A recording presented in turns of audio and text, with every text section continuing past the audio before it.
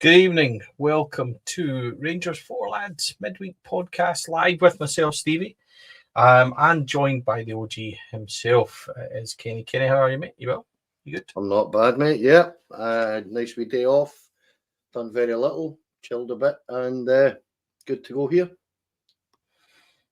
Good, mate. Good. As ever, ladies and gentlemen, it is a quiet time.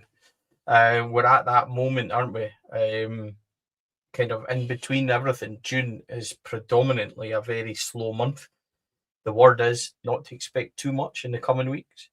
It'll begin to hot up as ever into July. So during that time, we'll still continue to do our best and provide you with some entertainment and some Rangers chat. And do you know what? Even if we fail doing that, at least we're bald. And you can just look at us. Look at us being bald. I don't think there's much else to do. What's that, mate? Can make everybody with hair feel better. Absolutely. Here to provide joy to everyone. Kenny, Rangers have announced some developments to Ibrox. They're going to happen over the summer. This is mainly aided by Club 1872's investment. So, first of all, the playing surface is going to be refurbished, which you needed. I don't know, towards the end of the season, it was beginning to look a wee bit kind of threadbare. A lot of games played on it, and they had their traditional end of the season stuff and everything else where the sponsors and all that play on it. So they're ripping it up and starting again as usual. Yeah, and they do it every year anyway, Stevie. But I'm going to give the groundsman and everything like that some serious kudos here. That pitch was magnificent all season last season, wasn't it? It was only literally in the last couple of games that you could actually see anything at all. It was just lush and green the whole way through. And it's a far cry from when I was a boy, Stevie, where by that time of the year, you wouldn't see much grass at all for the end of the season. So it just shows you the amount of money and investment that gets put in to the playing surface, because, you know, if anybody's ever been up there at night, you'll see it. The lighting is just, what a rig, what a setup it is to make it as good as it is. So nothing new here, but and yeah, I don't even know exactly what it is they're going to do, Stevie, but I think it's a kind of hybrid thing now, isn't it? So they'll be just realigning certain things, I would imagine, won't they? I mean, it's difficult to talk about because I know absolutely nothing regarding pitches and grass and all that nonsense. But what I will say is the same as you, Kenny. I'm led to believe it is a hybrid surface where it's kind of, partly fake, partly grass, isn't it? And it did look good. Got to be honest, it did look good. One of the big things they're doing, and I'm really pleased about that, about this, is people in the Cotland rear have been really hindered by the frames that have been put in that are on the back, or the kind of, how do I say this, the front of the rear stand. And they're there obviously for safety, because you have to like make sure that nobody can fall over and stuff like that. And they're there obviously for that reason. But they were, I think they were kind of browny, kind of reddish, kind of metal, weren't they? And they're being replaced. I don't know what they were, Kenny. I'm kind of trying to describe. They're getting taken away and replaced by glass design, which basically means you'll be able to see through it, and it should be much better experience in the stadium. And that's something I've heard a lot of people complain about, and having seen the view and seen what people are talking about, then I can thoroughly understand. So that's a good move by the clubs to get that fixed. Well, I haven't been up there for a long time, mate. But at the same time, what I would say is that our very own Dougie Kinnear is up there, and I know that he was complaining about it at the start of the season, that his view had been pretty seriously restricted because of it. So again, you'll just need to say, hold your hands up and say fair play to Rangers. The whole thing with the Copeland there was all rushed. We all remember the shit show that it was, mate, when it was we ended up being late and stuff like that with it. But at the same time, fair play to them for correcting it and making sure that nobody's going to be affected from next season forward, because it is one of those things that everything from the previous board, they had the best intentions to house the disability section in the best possible view and stuff like that, but it's to be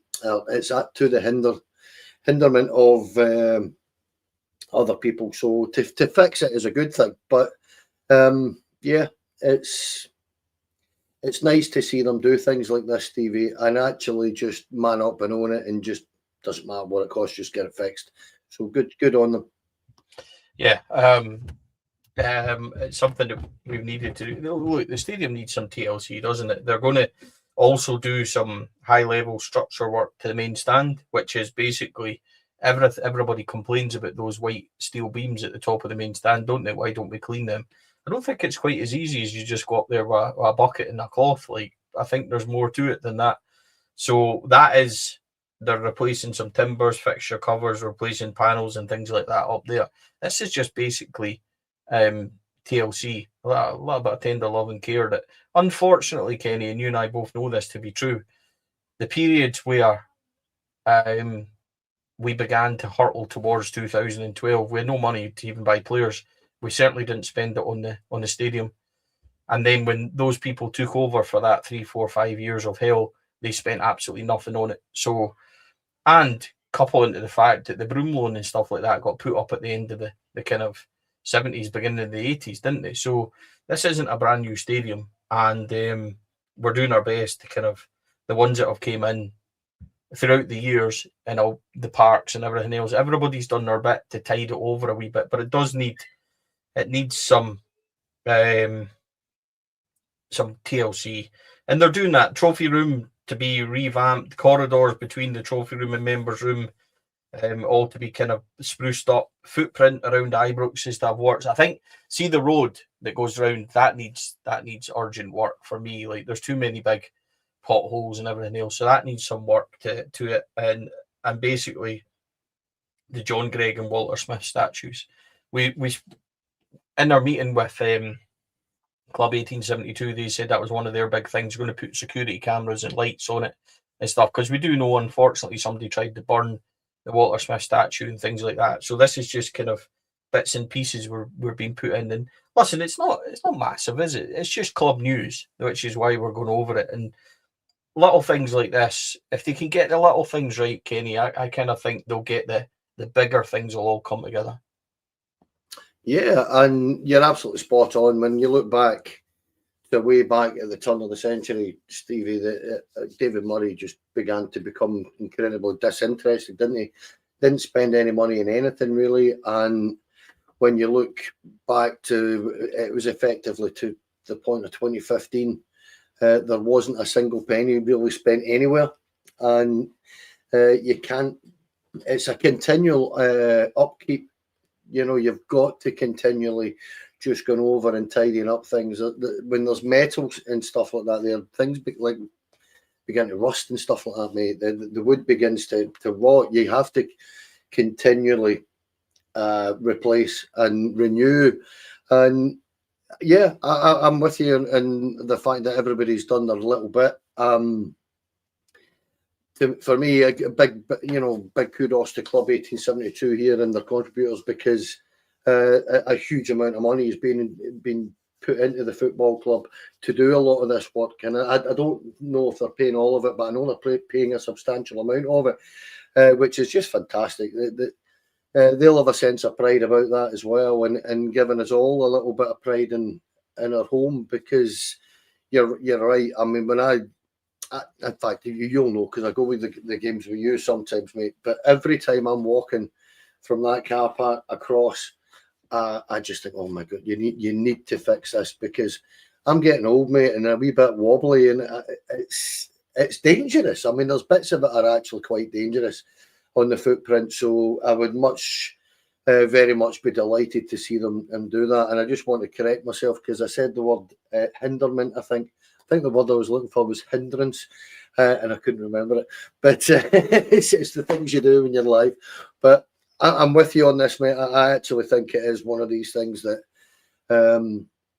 over the piece. Over the last 7 or 8 years in particular, we've seen an awful lot of work getting done, but it's just a continual upkeep. And as I say, the quicker that the footprint for me is the major thing, and the quicker that's actually done completely and properly, the better, because it's a little bit of an eyesore at times when you look at it, if you're being truthful. Aye, a little bit of TLC will help everyone. Kenny, I was looking at the squad. I've done some revision, Kenny, for this podcast. That'll absolutely shock you. But when we go through the squad that started this time, incidentally, a year today, it was confirmed that Russell Martin would be the new Rangers manager. That's how I reacted to seeing that on social media this morning. Some of the comments are hilarious. To be fair, people pretty much nail it. They're like, he will not last till Christmas, etc., etc. This will be this. And they were all absolutely bang on. So it was quite amusing to read back. But looking back on last year's squad, I counted 12 have already left from the start of that squad from last season. When you look at Mikey Moore, James Tavernier, Andrea Skov-Olsen,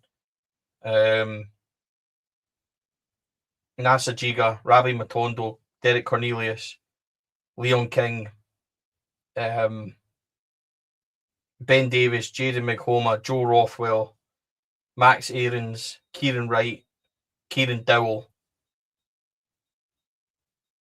have all left for certain. And then of the ones that are out on loan and things like that as well, Lyle Cameron, Clinton Ciala, Jose Cifuentes, Danilo, Bailey Rice being out of contract as well, question marks around him, was doing some work. And it basically, we have a squad, after all these players have left, we currently have a squad of 22 players, I think I counted.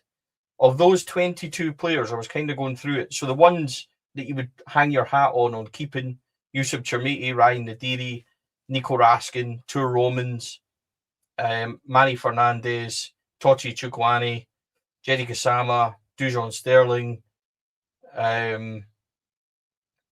Still kind of going through the list as well.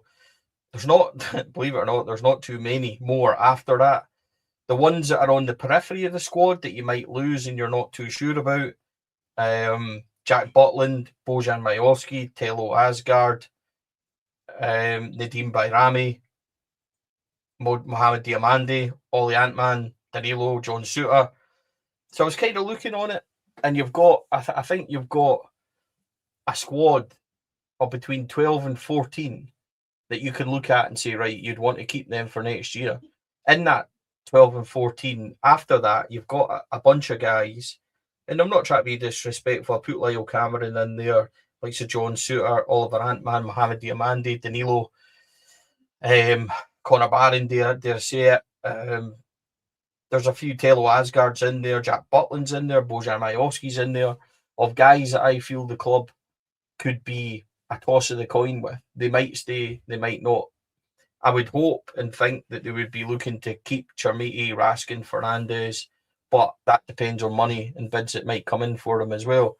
And the reason I bring it up is just when you talk about squads and you talk about what our numbers are, if we've got a squad of 22 to 24 at the moment, which we do have, you probably want to offload about 8 of them to bring in, ideally, another 8 players. And that's kind of, I think, when I was looking at it, that's basically where we are. And I think summer-wise, we can expect that kind of movement. But when you consider there's 12 or so that have gone permanently, when you look at all your loans and people out of contract and people that have left since last summer, that's a hell of a turnover when you compare it to the start of last summer and now. And we're once again in a position where there's going to be another big sort of squad rebrand and rebuild. But it's interesting if you actually look at it and write it all down, which I did. And of course, it would have been handy to have them notes, but I left them at work, didn't I, on the pad. But having looked at it, there's a fair bit of work to be done here in crucial positions. And there's a lot of guys, and genuinely, I think there's a lot of guys in there, and I would go as far as say half a dozen or so that are in the position of we might keep them, might not. I'm looking at Jack Butland, Bojan Majowski, Telo Asgard, for example, being Mohamed Diamandi, of being those ones that could be part of the squad but might not be. But there's for certainties, I think there's only 10 or so that you can really count on and rely on. Be interested to see what you think and what everybody else thinks of that. I know it's kind of just chatter, and I'm not showing any chat. We don't do charts and all that kind of stuff here, do we? Because that's too much planning. But it'd be interesting to see what people thought of those kind of numbers.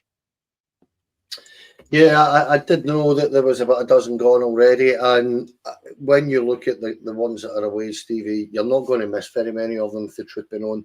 Mikey Moore's probably the exception there, that you would look and see that if you could get him back, that would be fantastic. However, when you look at some of the other guys that particularly, without being disrespectful, because they've came up and they've tried their best to a certain degree, but there's an awful lot of guys there from down south that you would look at and say are actually probably League One players and things like that, Stevie. They struggle to get a game at the top end of the Championship, that's for sure. And we need better players than that. And it shows you when you say a year down the line from Russell Martin, when you consider the recruitment policy from Kevin Thelwell. And I've said this a few times over the piece, but I genuinely believe when you look at what he did, he had an idea in his head that what he would do is bring a pile of decent players from England, and that would be more than capable of sorting out the rest of Scottish football. And well, truth be known, we finished third, and we were a very disappointing third. And bar a period from kind of Christmas time to about February where we did play well, we haven't particularly played well all season with these guys, Steve, if you're being honest. And that's the kind of problem that we have. When you look at the players that you've just mentioned that are staying, the likes of Nico Raskin, if you're being honest, and I know he's your mate, but and I don't want to sit and have a dig about this, but it is the fact, Stevie, he's got 2 years left on his deal, and if he's not going to sign a new deal, then Rangers really do need to think about, well, he's going to the World Cup. He's going to, I would presume, play pretty well at the World Cup because of the nature of the way he plays for Belgium and the team that he's going to play with. The offers will come for Nico. So there's another issue. You look at Manny Fernandez, who's been attracting attention. You look at Chermiti and the talk about Porto and being interested. And all of a sudden you sit and you think, God, we could be down to the bare bones if the club does get offers for these guys that you look at and say, well, we can't refuse it. We would need to be stupid to refuse it. But that, for me, with the likes of Manny Fernandez and Chermiti for certain, are both 25 million plus before you'd even consider it for me, genuinely. Nico is a slightly different kettle of fish, where I think he's a £20 million player. But with 2 years left, do you look at it and say, well, we need to take what we can get at this minute in time? Guys like Mo Diamandi for me, Stevie, who I've been on record here many times saying I like him as a player, but he's just far too inconsistent. There's times where you'll get 3 really poor games and all of a sudden you'll get dropped, come off the bench in a game and play out his skin. And it's frustrating as hell as a supporter and as a fan to sit and watch that inconsistency. So if you're being honest, when you look at it and you say Jack Butland's another one, been here 3 years, do we want to move him on? Yeah. Do you want to sit and see John Souttar playing every week? No. So even the core that we're going to have, Stevie, is going to be, I'll rephrase it, it's going to have to be improved. But we need proper strength and depth, because for all that we managed to get bodies in last year, I don't think there was any huge depth to the quality of the squad, if you know what I mean. I think the first 11 was struggling with quality at times, never mind, your backups. And I think that's the issue that I personally have. I'm getting into next season being that disappointed this season that I promised myself not to get my hopes up too high, because I'm sick of being disappointed being a Rangers supporter over the last few years, where you genuinely look at it and you look at the profiles, you think these are going to work. These players are going to work, and invariably they don't. And this is where We have mentioned this so many times, Stevie. We have a monumental summer coming up where Andrew Kavanagh and his board and Danny Rule have to get this right, because if they don't and we start poorly, then the pressure is going to be on so much, and the attention or the eyes are going to then focus on different things, because you've had a year now, you've learned, go and do it properly, and that's what we're all hoping for. And I think this is the issue for me, that they've already said they want more experience, more leaders, more quality, and we need it. It is that simple, Stevie, because when you're talking about perhaps 12 players, if I'm being honest with you, there's 5 or 6 of them I don't want to see start every week. So that's where I am at with it. Right, we're going to play a little game, so don't pause yourself. All right, keep yourself ready, and I want to see what people think as well. Going to run some names with you, and I'm just going to do it in the order that Google's kind of brought up the squad from last season. Yusuf Chermiti, stay or go? Stay. I would back that 100%. Ryan Nadiri, stay or go? Stay. Yeah, again. Nico Raskin, stay or go? Go. Stay 100%. Get a proper 6 in next us, unless we get a fabulous offer after a brilliant World Cup, then you shake his hand and get him up the road. That's kind of no problem with kind of my point. Aye, absolutely. Tour Romans. Oh, stay. Captain potential. Jack Butland. Go. Sell. Yep. Bojan Majowski. Go. He's 4th choice for me. So get decent money, but we're going to have to replace him with somebody. So Manny Fernandez, keep. Stay, but depending on the offer. That's what I would say. Tello Asgard. Go. Tochi Chukwani. Stay. Jerry Gassama. Go. Stay. Dujon Sterling.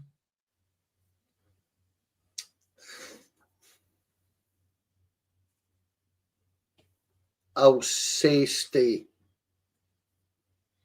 I'm swithering. How many games did Dujon Sterling play last year? I don't know, but it was probably more than he's ever done. The problem I have with Dujon is not anything about the quality of the lad. It is quite literally, can you hang your hat on this boy to be fit for a whole season? The reason I ask it wasn't to be a smart arse. It was surprising when I found out. The answer was 17. That was the only game he gives he played. That's all he played. Well, it was Chris Jack that told me that as well, and I was hugely surprised at that. I think Dujon Sterling's a cracking player, but 17 games a season is piss poor, and you can't hang your hat on a boy that's getting a fair whack every year and is never in. If we can't play him when we go to Falkirk and all that, what's the point? So there's definite work there to be done. We jump Nadeem Bayrami. Go. Connor Barron. Stay, but purely as a squad player. Bailey Rice. Stay, because I do feel the boy's been hard done to, and I do feel that the quality of the lad is there. And I don't want any phone calls. I think we are keeping him, but putting him out on loan. You have to manufacture his talent. So I would genuinely, if he wants to stay and we're going to keep him, there's no point. You're harming the boy if you don't play him and you don't give him exposure. So send him to Kilmarnock. Ask Neil McCann if he wants him. Be a fabulous move for him and for Neil and for us. Or, dare I say it, say if Rangers don't think he's ready for the Premier League, go and phone Neil Lennon at Dunfermline and ask him if he wants to go there. And before people shout at me, look at what Robbie Fraser and stuff have said about Neil Lennon and what he's done for their career before people shout at me. Or send him to Partick Thistle, somewhere like that where he can get in front of good fans. We've got a good fan base, plenty of people in there, and see if he can thrive the way that we hope and think he can. There's talent there, so if we're going to keep him, I want to keep him and just keep him, we're being on the periphery for a year. But we're not developing him. So Exactly. send him out on loan. Next one is Danilo. Oh, got to go. Yeah, I love you, Danny, but it's time for you to move on for your own good as well. I think he's already backed in on him at the physical nature of our game, Stevie. You could see him before he went on loan. He was physically pulling out of 50-50s and stuff like that. So I don't think he's got the confidence in his body for the physical side of the game here. You've never pulled out of a 50-50, have you, Kenny? Many times, mate. You used to tell me you were a tough tackling fullback. No. There was big guys who would just leather me, mate, and I didn't really like that. Mohamed Diamandi? Go. Yeah, same. Ollie Antman? Tough one, but I would say go. I like him. I want to like him. Hasn't done it. Can I say something here that I'm going to probably say go for most of these? I've been fully aware that we can't get rid of all of them. It's not going to happen. It's just off the top of my head here. John Suter? Stay.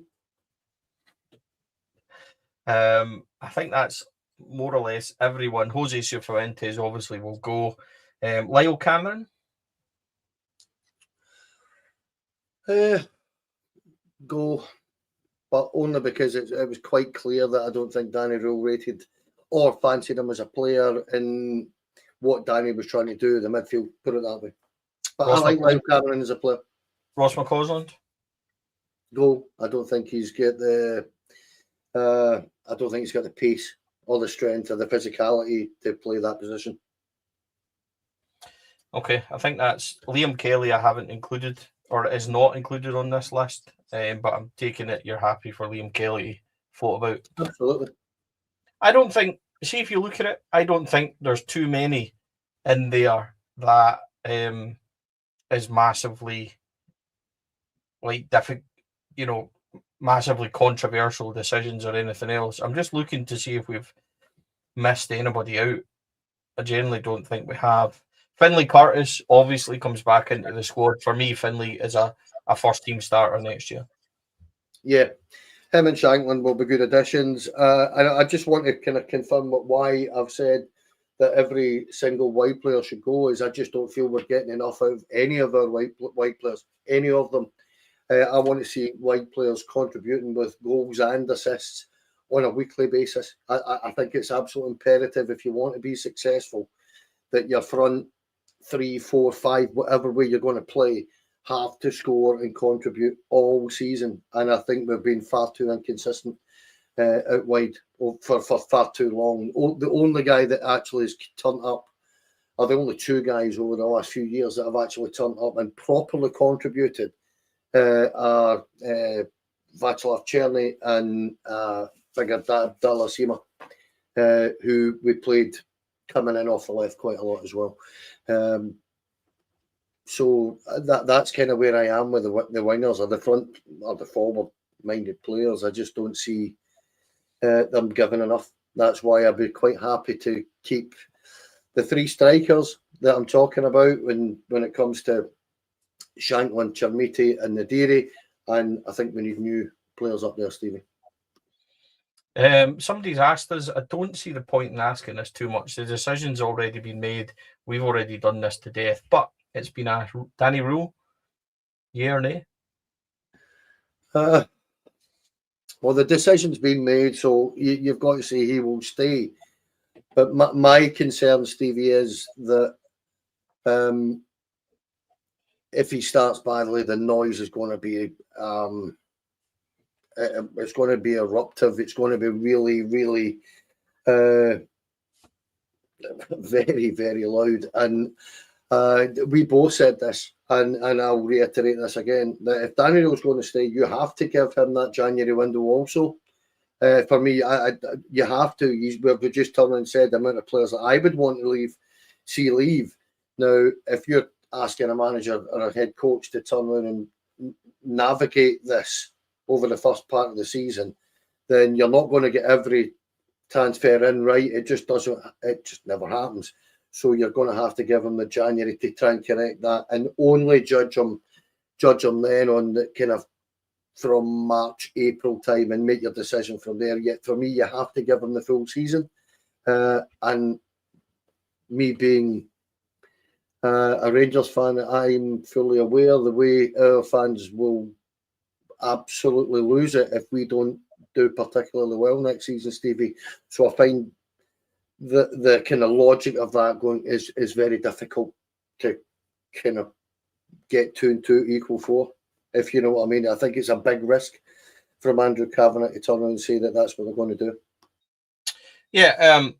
So on Danny Rule, I think there's that obvious worry that we'll have the early collapse, and by October we're back to looking for a referee. Well, fuck, we might be looking for a referee. That's because somebody said we should buy some referees. Capability Brown says we need to buy some refs. We do. You're right. We'll be looking for a new manager come that time. But here's the truth, and this has always been my truth. I've written it in Rangers Review. I've said it on here before, and I'll say it again. We just went through a squad of 20 odd players, and we kept about 10 of them. How can we fundamentally sit here and blame Danny Rule and says we need to pap him off while on the back of it admitting that the best part of our squad is completely shite? We need to be realistic. If you're saying, we'll get rid of Rule and what we bring in Steven Gerrard, does that mean we're keeping 25 players because it's just Danny Rule? It's not just Danny Rule. It's these players aren't good enough. And the sooner we can, there is some players in there that you can build a squad around. There is some first team players that aren't as bad as they currently play, and we can put better players next to them. But the guy, like, to sit and say that, let's pap Danny off and get somebody else, let's get Steven Gerrard in. Gerrard would be wanting 10, 12 of them gone and 10, 12 new ones in either. So for me, he has to do better. I mean, I think the form, like, there was too many inconsistencies. There was too many 20-minute, 45-minute spells that were decent, but never good enough. Rangers are in a really difficult position because they keep Danny and they allow him to spend money, and we throw money at it, and we bring in 10 players, and then ironically need to dump them, and then we're back in this free fall situation. The cycle needs to break somewhere. I made this point to Andrew Kavanagh.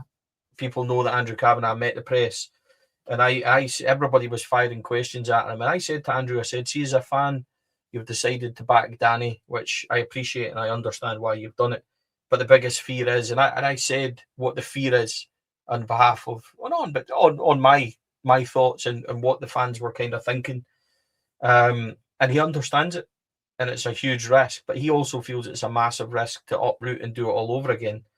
So there's no guarantees with anybody. I don't think Gerrard or Muscat or anybody coming in, there's no guaranteed answer out there. I'm sorry, but there isn't Walter out there. I don't want Kevin Muscat. I think it's the biggest myth.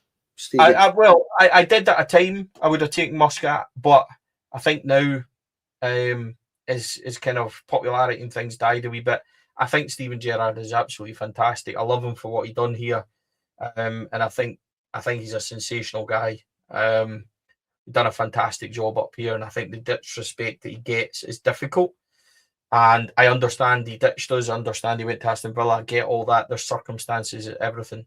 I just don't think he's a magic wand either. It took him 3 years to get it right. So, listen, there's no obvious answer to this. I know the Danny Rule thing's been done to death, but we answered it because it was asked.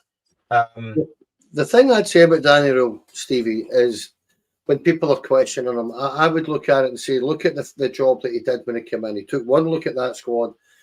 It must have been, oh my goodness, how bad is this? But what he did was made us defensively sound. And then after Christmas, he decided to go for a bit, play with the 4-2-2-2 system, and made us score lots of goals. But as we started scoring goals, we started conceding goals as well, because he was trying to play too open. And if you're being frank about it and saying, well, if he can sort the defence out and he can sort the attack out, if you're being reasonable about it, you would look at it and suggest, well, maybe the issue does lie with the quality of the squad, that they can't do both. I don't necessarily believe that it's Danny Rule that's at fault there, if you understand. I think it's just the quality of the squad that we have. And I think that's only fair if the owners are going to turn around and back Danny Rule, that we get behind them and say, right, okay, my issue, as I say, will continually remain that we are in this cycle, that we are doing this every single season, and we must get out of that somehow. But that's not going to be easy if we're sitting, 8th or 9th, when the way we were last September under Russell Martin.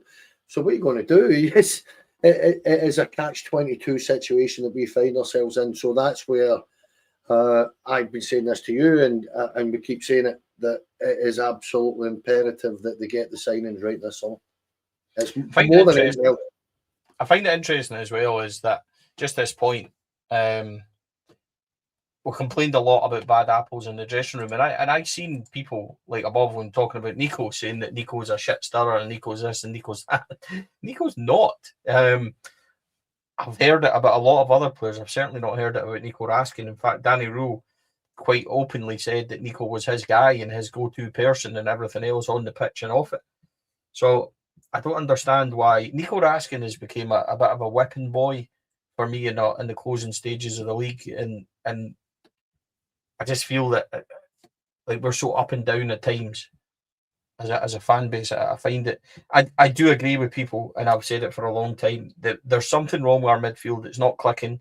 You can't have a midfield that we had at Tynecastle with the three of them in there, Chugwani, Diamande and Raskin, and then Blair Spittle comes on and we get outplayed. That can't happen. So we need to find a recipe in there that's going to work. Whether that involves Nico moving on for a really good sum of money might be the best thing for the football club, and I'll accept that.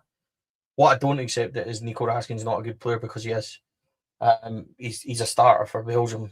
He's a fantastic player. There's something not right at Ibrox in the chemistry of our midfield and everything else. And that brings me on to the next bit about the squad, Kenny. And I was again looking at it. I've got an article on Rangers Review talking about this.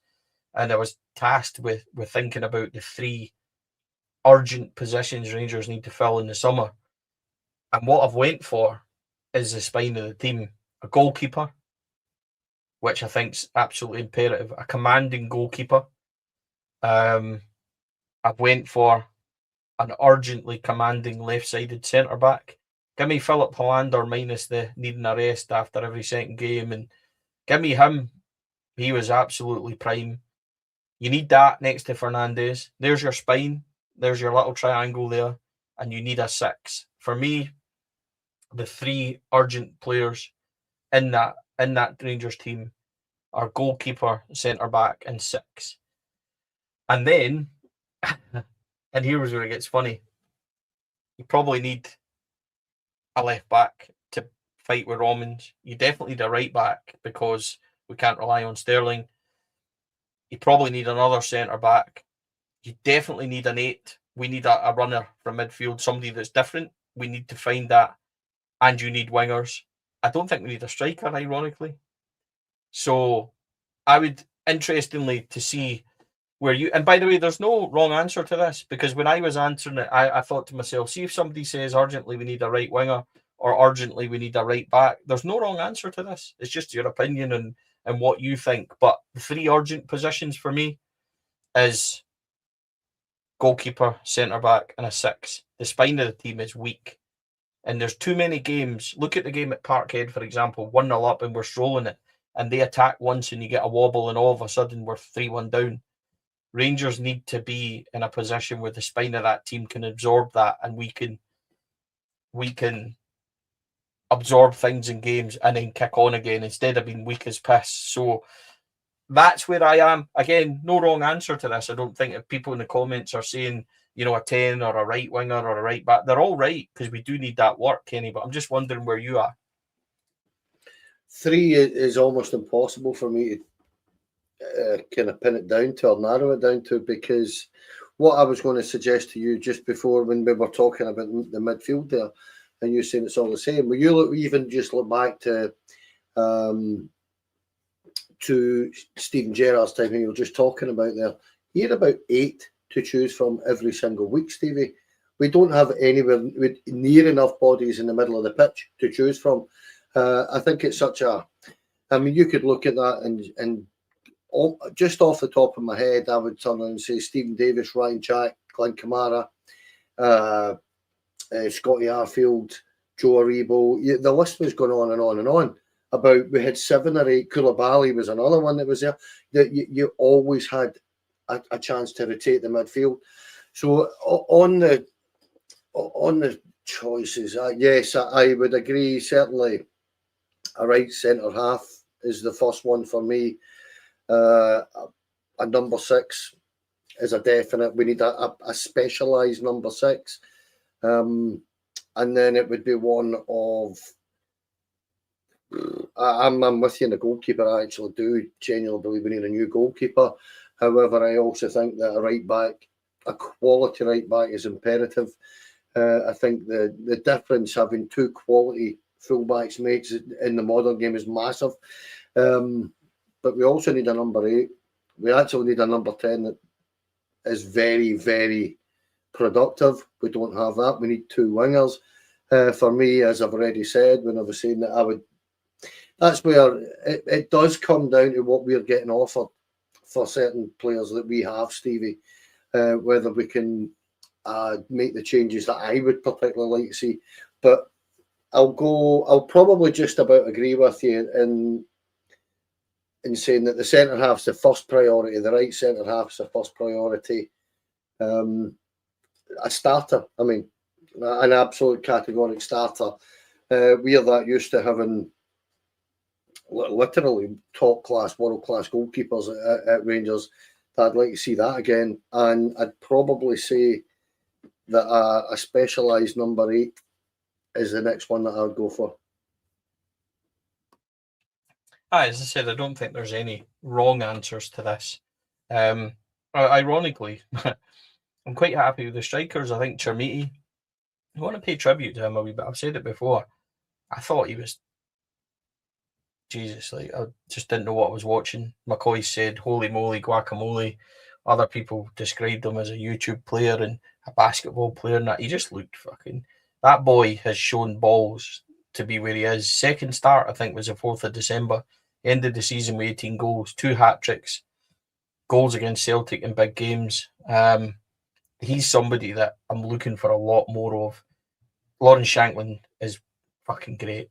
I love Lawrence Shankland. I don't care what anyone says. But everybody will say the same thing. They love him. He's a leader. He will score goals. And then I think Ryan Nadiri will learn. I think Ryan Nadiri's a cracking player. I think Ryan Nadiri's injury, by the way, was key to us falling apart, because he's key to the press that we do under rule and everything. Him and Romans, see, when they were out the team, nobody pressed, nobody chased, and I think they took it all out. Their injury took that all away. So I think Nadiri will be good for us. And again, I think Bojan Majowski will be fine, whether or not he wants to stay. If you can get 2 up front, I think having 4 is vital, because, as I said, you've been 4 off front.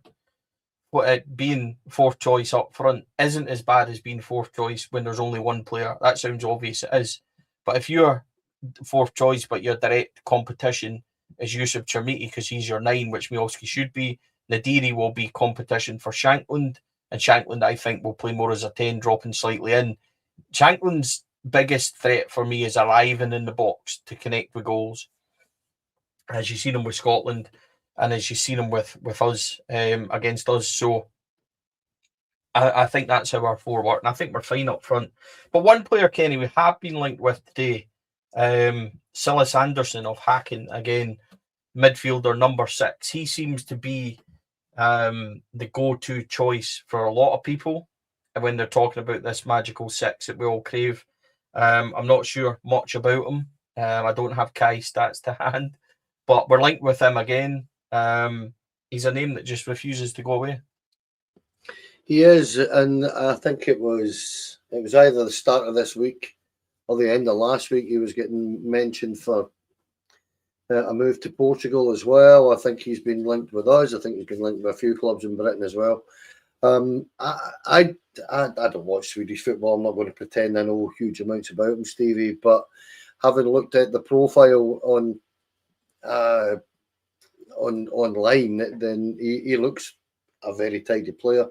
But I have deliberately went out my way to not look at profiles, data profiles in players now, because we've signed that many that you look at and the data on them are fantastic, and they turn up and they're not, they're just not suited to Scottish football or whatever it may be.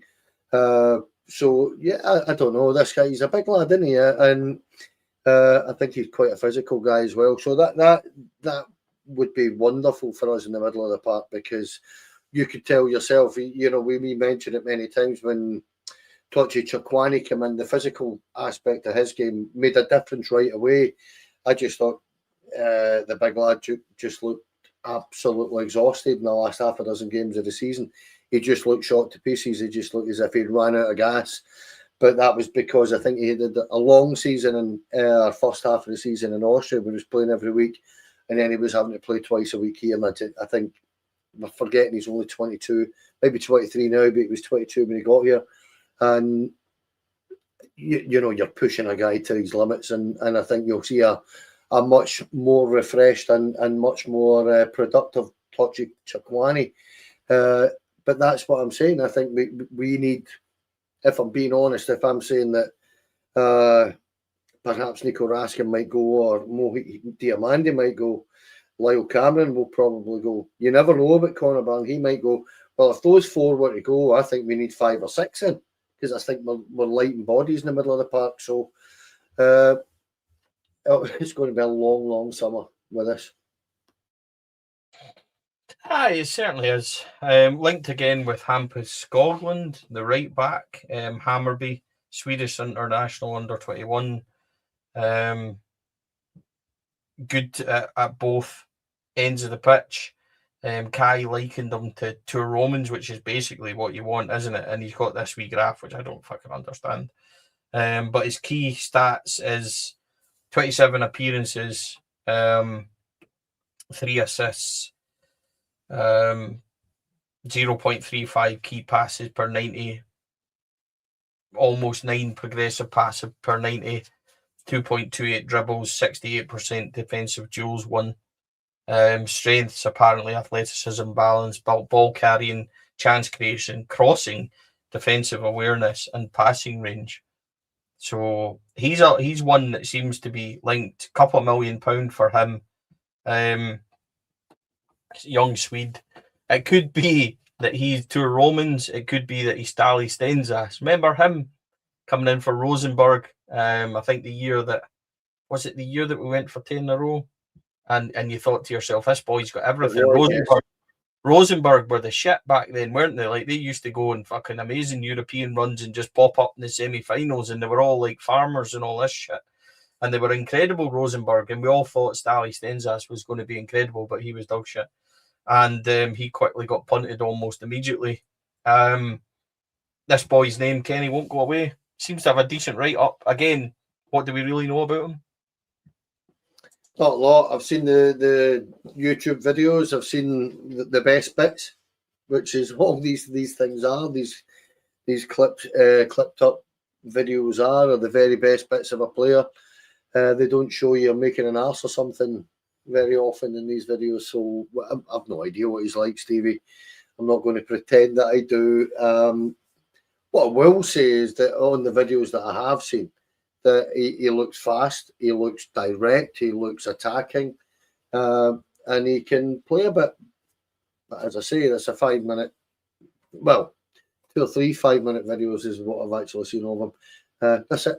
So I can't judge a guy like that until he gets here, mate. But I'm kind of trusting and stuff like that, where, you know, with the kind of profile that they're looking at, a younger boy, similar age to Romans as well, similar stature, similar physique, and you're like, that's the kind of modern fullback that you're looking for. So yeah, and he does get a good write-up. People that do know about the data about the stats will tell you he's a good player. So yeah.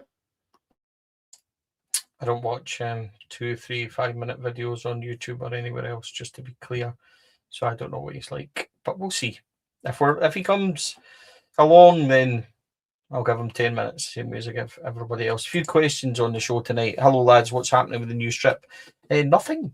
It would have been out by now, I think, probably, but given our end of the season, I think they've pushed it a wee bit. I'm not allowed to say too much. I have, as you all know, a partnership with Umbro and Castoa, and they've been fabulous with me. So I'm not allowed to talk about strips or release dates or anything. What I will say is it'll be soon.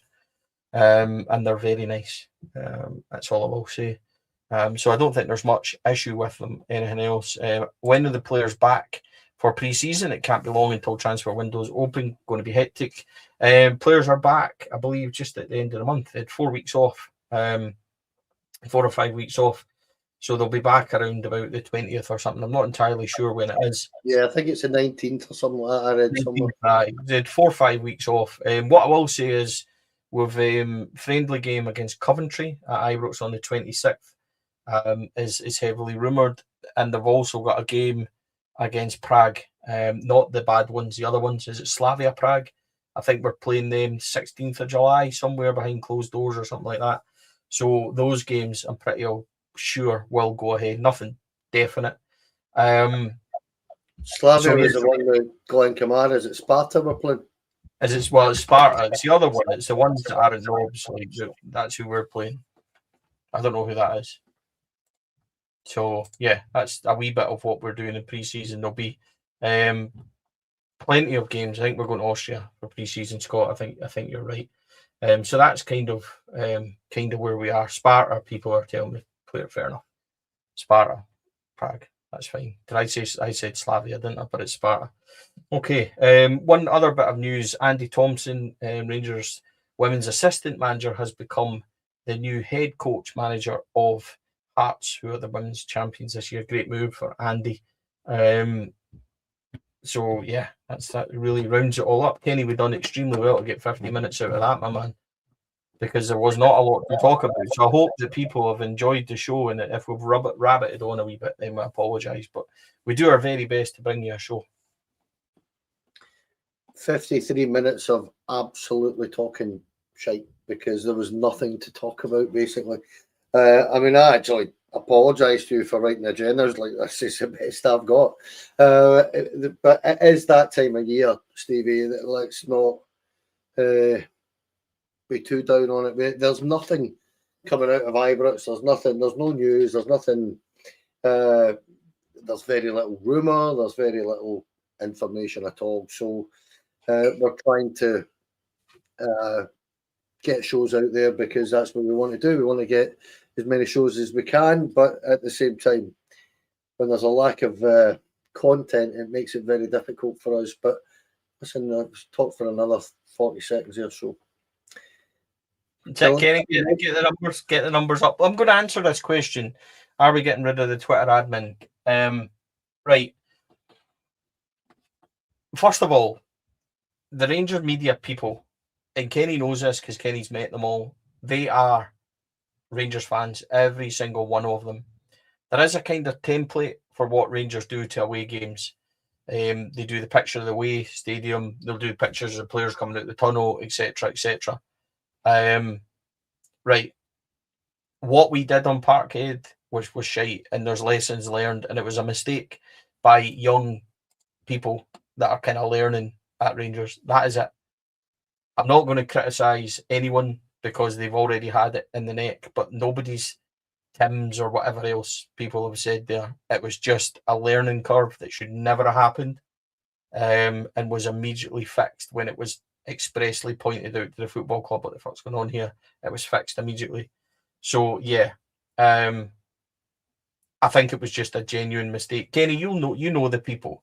There's no bad apples in there. It's a fucking training thing, and it was shite, and that was it. End of story. So I don't think we need to get rid of anybody. I don't think we need to, take anybody out and put them on the burning stake, etc. So it was a mistake.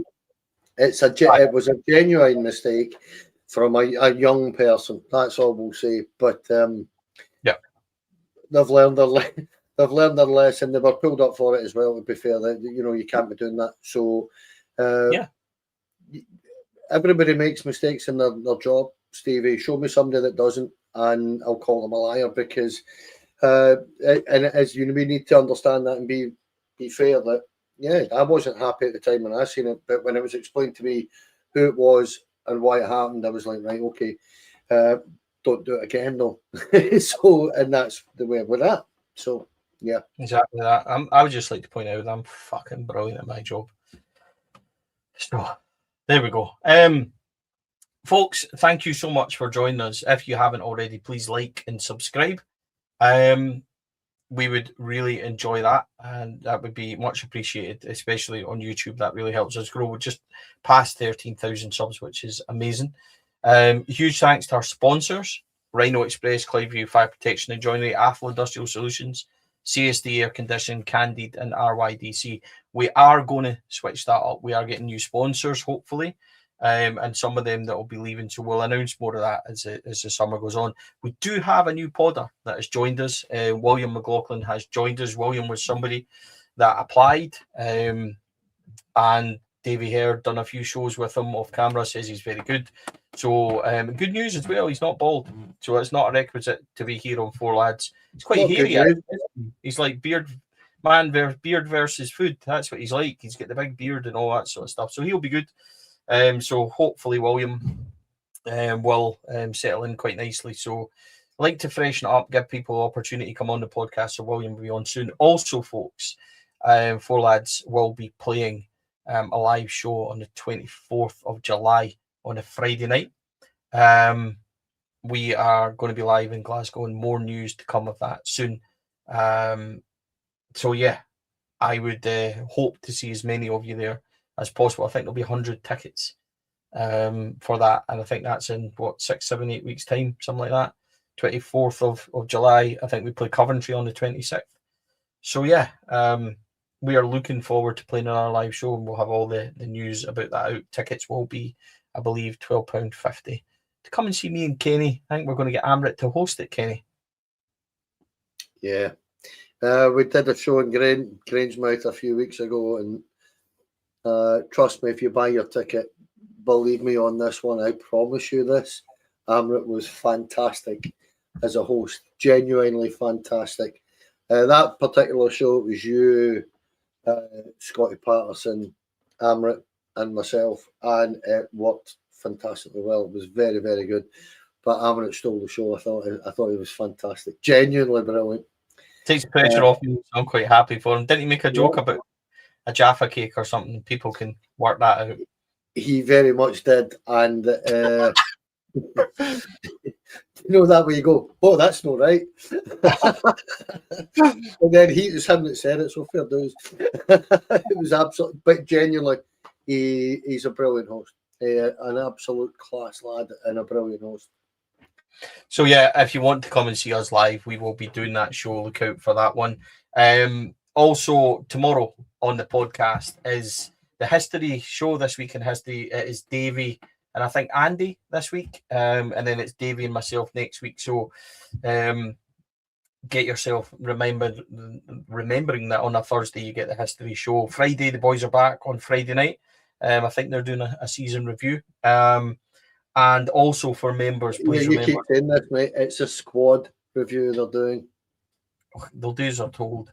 That's what they'll do. And then also for members as well, you've got the big interview with Derek Parling, episode 8 of the Rangers story. So please go and check all that out. Folks, have a wonderful couple of days. We'll see you again. And thank you for all your support, all your comments, and everybody that's joined us. We've been on for an hour and there's been very little to talk about. But we hope we've given you some Rangers content nonetheless. Take care, everybody. Your support is very appreciated.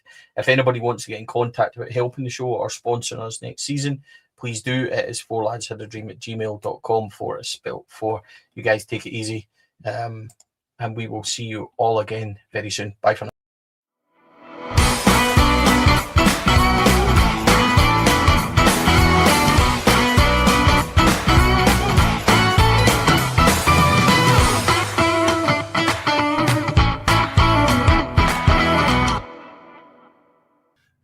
Lads podcast is sponsored by Rhino Express, Clydeview Joinery, Athol Industrial Solutions Limited, and CSD Air Conditioning, in partnership with Black Rooster and Art of Gold. Thank you for listening to or watching the podcast. We hope you enjoyed the show.